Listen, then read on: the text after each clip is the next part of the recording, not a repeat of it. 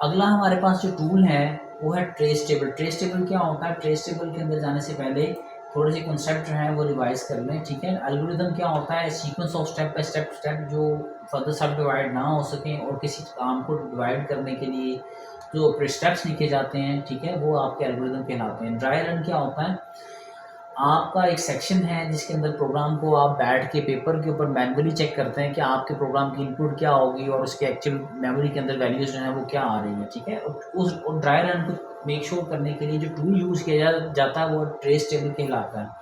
A trace table constructed with the column to identify the instruction executed and volumes for the contents of each variable। या आपके जो code हैं, अभी एक example में आएगा, उसके हर कॉलम के अंदर उसकी वेरिएबल्स की वैल्यू जो है, इनपुट वेरिएबल, आउटपुट वेरिएबल, और आपके कोड के एक्चुअल इफेक्ट जो है उसकी वैल्यू के अंदर क्या इफेक्ट हो रहा है, उसके लिए ये टूल यूज़ किया जाता है ड्राई रन को रन करने के लिए, that is a trace table, ठीक है। फिर वेरिएबल हैं, ऐसी वैल्यू जो कोड के साथ एसोसिएटेड हैं और जो वैल्यू को स्टोर करने के लिए मेमोरी के अंदर यूज़ की जाती हैं, उसको वेरिएबल्स कहा जाता है। जबकि कांस्टेंट जो हैं, जो ऐसी वैल्यू जो आपके कोड के अंदर फिक्स्ड हैं, जैसे कि हम वेरिएबल 2 रख देते हैं, या पाई की वैल्यू मैथ्स के अंदर क्या होगी 3.14, वो वैल्यू जो है वो फिक्स है, उसको चेंज नहीं कर सकते। ऐसी वैल्यू जो चेंज हो वेरिएबल है, और दूसरी जो है कांस्टेंट है जो आपकी चेंज ना हो सके, ठीक है। ये आपका एक एल्गोरिदम लिखा हुआ है, ये इसके स्टेप्स लिखे हुए हैं। एल्गोरिदम के स्टेप 1 में स्टार्ट है, स्टेप 2 में एक्स की वैल्यू को 0 से इनिशियलाइज करवा रहे हैं, फिर यूजर से इनपुट ले रहे हैं वाई की वैल्यू में, और एक्स के अंदर वाई मल्टीप्लाई 2 से करके वैल्यू जो है वो साइन करवा रहे हैं, और फिर एक्स की वैल्यू जो हमने कैलकुलेट की थी 4th स्टेप के ऊपर, उसको आउटपुट करवा रहे हैं। फिर एंडिंग स्टेटमेंट, कोई भी एल्गोरिदम होगा उसका स्टार्टिंग और एंडिंग स्टेप जो है वो स्टार्ट और एंड है। अब ट्रेस टेबल की तरफ आते हैं। ट्रेस टेबल क्या है? ड्राई रन को आप अगर कोड को चेक करना चाह रहे हैं कि उसकी प्रोग्राम की आउटपुट जो है वो क्या आ रही है, उसके ऊपर कोड के ऊपर आपके मैनुअली चेक करना चाहते हैं वेरिएबल्स की वैल्यू क्या होगी एक स्टेप को परफॉर्म करने के बाद, तो वो ड्राई रन की मदद से किया जाता है। और जिस टूल की मदद से किया जाता है ड्राई रन को मेक श्योर करने के लिए, that is a trace table. Trace table में क्या होता है कि आपके स्टेप्स हैं एल्गोरिदम्स के, और डिफरेंट वेरिएबल्स हैं कॉलम में, और लेट्स से कि इस प्रोग्राम के अंदर हमने सबसे पहले यहाँ पे स्टेप्स लिख लिया। स्टेप्स क्या है वो एल्गोरिदम से हमें पता चल रहा है, स्टेप 1, और उसका कोड, एल्गोरिदम का कोड जो है जो ये है। अब इसके अंदर हमारे वेरिएबल एक्स वाई, ठीक है, ये हम कैलकुलेट कर रहे हैं, एक्स और वाई, और फिर आउटपुट वैल्यू जो है हमारे पास आ रही है एक्स की फॉर्म में, वो हमने कैलकुलेट 3 लिखनी है यहाँ पे। एक्स वाई जो है हम वेरिएबल आ गए, और ये आउटपुट जो है हमारी क्या आ रही है। लेट्स से कि स्टार्ट कर रहे हैं पहले स्टेप के ऊपर, उसमें जब हमने स्टार्ट किया ना एक्स की वैल्यू के ऊपर चेंज आया, ना वाई की वैल्यू के ऊपर चेंज आया, ना ही आउटपुट के ऊपर चेंज आया। अब स्टेप 2 में सेट कर रहे हैं एक्स की वैल्यू को 0, तो उसमें क्या कर रहे हैं एक्स, अब x is equal to 0, x की वैल्यू में जाके 0 की वैल्यू जो है वो इनिशियलाइज करवा रहे हैं स्टेप 2। और ये कोड था हमारा एल्गोरिदम के अंदर जो हमें गिवन है, और उसकी एक्स की वैल्यू के अंदर हमारी वैल्यू क्या आ गई 0। अब बाकी वाई के ऊपर उसे ब्लैंक छोड़ देना है, आउटपुट को ब्लैंक छोड़ देना है, क्योंकि इनके ऊपर कोई इफेक्ट नहीं हुआ। फिर अगला स्टेप है इनपुट वाई, ठीक है, इनपुट वाई, वाई की वैल्यू क्या है वो ऊपर हमें मेंशन कर दिया गया। लेट यूज़र इनपुट वाई की वैल्यू जो है वो 5 जो है वो एंटर करता है, 5 की वैल्यू एंटर की, और वो वाई की वैल्यू जो है वाई के अंदर वेरिएबल के जाके अंदर जो है वो स्टोर हो गई। क्लियर हो गया। और इस तरह से ये सेट एक्स की वैल्यू जो है वो 0 आ गई, और बाकी वैल्यू जो है हमें ब्लैंक छोड़ देनी है। इनपुट वाई किया तो इनपुट वाई की वैल्यू जो है वो हमारे पास 0 आ गई, और y की वैल्यू जो है वो क्या आ गई 5 आ गई। और इस तरह से अभी तक आउटपुट के ऊपर कोई इफेक्ट जो है हमारा नहीं हुआ। अब ये y की वैल्यू 5 कैसे हुई? अगर कोड में जाए स्टेप 4 में, ठीक है, तो यहाँ पे यूज़र ने वहाँ से y की वैल्यू जो है वो एंटर करवाई 5, और यहाँ पे 5 जो है वो यहाँ पे आके स्टोर हो गई।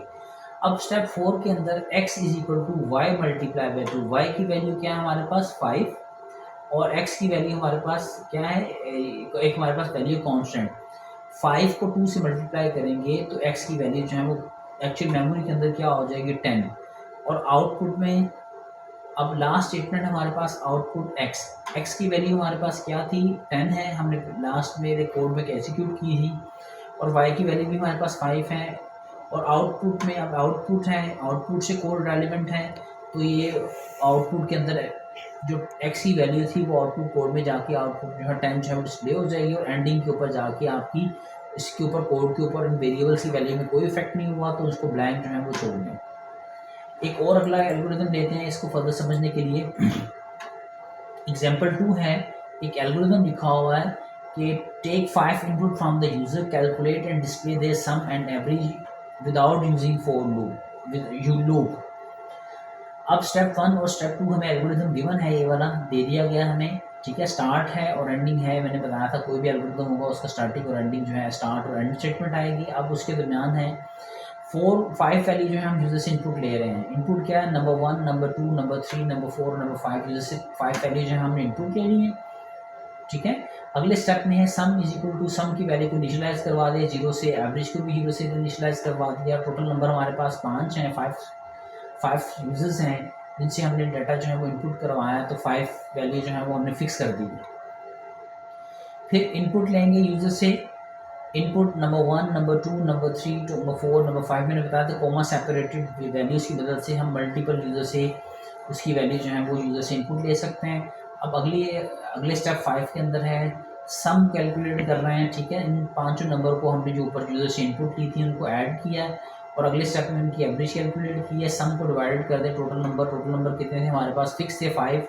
सम जो भी हमारे पास आएगा वैल्यू लास्ट स्टेप में उसकी वैल्यू को डिवाइड कर देंगे 5 से, तो उसकी एवरेज आ जाएगी। और उस 7 स्टेप में हमने सम को प्रिंट करवा दिया है और उन स्टूडेंट की एवरेज जहाँ आ रही है वो हमने प्रिंट करवा दिया। अब इसको हम चेक करना चाह रहे हैं ड्राई रन की मदद से।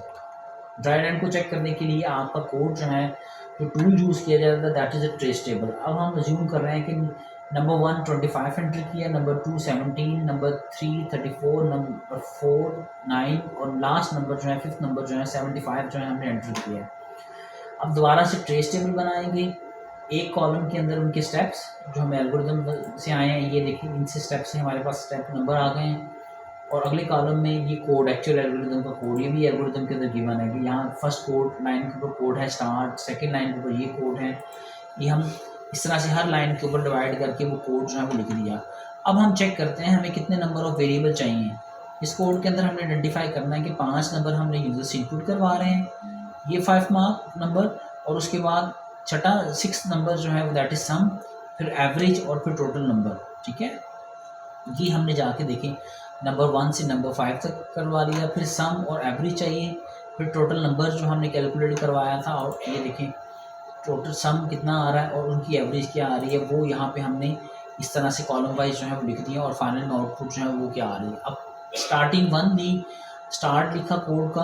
अब इस जब हमने स्टार्ट किया तो बाकी सब वेरिएबल्स की वैल्यू पे वो कोई इफेक्ट नहीं आया। इसी तरह से इनपुट लिया नंबर 1, नंबर 2, नंबर 3, तो ये इनिशियलाइज जो है वो हमने करवा लिया, उसके ऊपर भी कोई इफेक्ट नहीं हुआ। अब लास्ट के अंदर हमने अब नेक्स्ट स्टेप के अंदर थर्ड स्टेप के ऊपर हमने वैल्यू जो है वो इनिशियलाइज करवाई है, sum is equal to 0, average 0, total 5। अब इनपुट 1, नंबर 2, नंबर 3, नंबर 5 के ऊपर क्योंकि अभी तक हमने इनपुट नहीं ली यूज़र से, वो वैल्यू जो है वो करवाई क्रिएट। अब ये वैल्यू जो है जब हमने इनिशियलाइज कराई सम 0, तो 0 की वैल्यू जो है वो सम के अंदर आ जाएगी, एवरेज के अंदर भी 0 वैल्यू आ जाएगी और टोटल नंबर के अंदर भी 5 वैल्यू जो है वो आ जाएगी, बाकी सबको ब्लैंक छोड़ दें। अब यूज़र से हमने इनपुट लिया 5 नंबर, ये ऊपर से हमने जूम कर लिया कि नंबर 1 25 है, नंबर 17, नंबर सेकंड जो है 17 है and so on, last number 5th number say that is 75, वो हमने यहाँ लिख लिया है, ठीक है।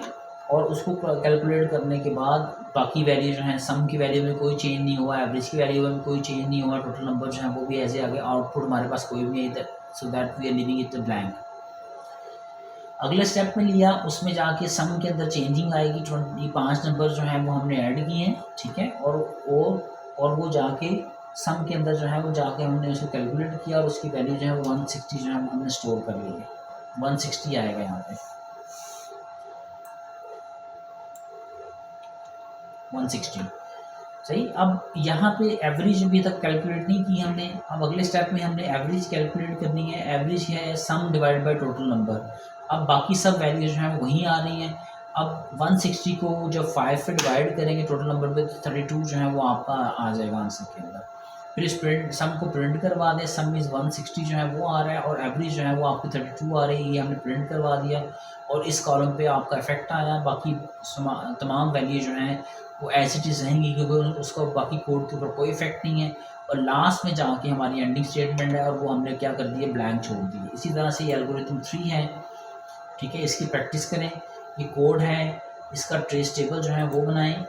ये एल्गोरिथम गिवन है, उसके लिए जो आपको वेरिएबल चाहिए वो यहाँ पे करवाएं। जहाँ भी मेमोरी इस कोड के अंदर जाके उन वेरिएबल्स की वैल्यू में चेंज हो रही है, वो वहाँ पे जाके यूज़र इनपुट कर रहा है या वैल्यू में चेंज हो रही है या इसको इनिशियलाइज करवाया जा रहा है या आउटपुट करवा रहा है, तो उसको वहाँ पर डिस्प्ले करवा दें और इसकी प्रैक्टिस करें एग्जाम्पल 3 की। तो ये था पूरे का पूरा कोड जो है ड्राई रन से relevant. Thank you very much.